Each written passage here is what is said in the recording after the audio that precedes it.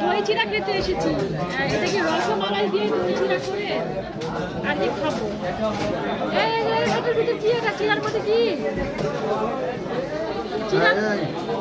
ময়লা হতে পারে। চিড়ার মধ্যে কি এটা? ধান ধান ধান ধান ফাইন ধরবো আপনাদের কাছে। আচ্ছা যাই বাবু একটু লেন।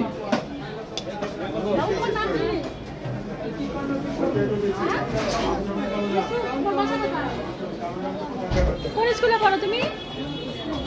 ভর্তি হওনি? ওই ইউসুফ পাঠানপাড়া বাড়ি। পাঠানপাড়া বাসা। তো আমরা খেতে আসছি। তো সেখানে তো ওখানে অনেক ভিড়।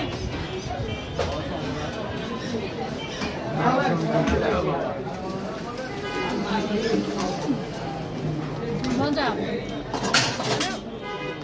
রাজশাহী নবরূপের দই চিড়া কিন্তু ফেমাস, বিখ্যাত। তো এটা মিস করা যাবে না। আপনারা যারা রাজশাহীতে আসবেন, আমার ফ্যান ফলোয়ার, অবশ্যই নবরূপে আসবেন, দই চিড়া খাবেন, মন প্রাণ জুড়িয়ে যাবেন। আর শীত যখন চলে যাবে তখন অবশ্যই দই চিড়া খাওয়ার মতো ইয়ে থাকবে না।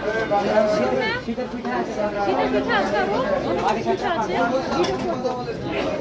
ওই জন্য বেশি শীত পড়ার আগে দই চিড়া খেয়ে নিচ্ছি। শীত খাওয়া যাবে না।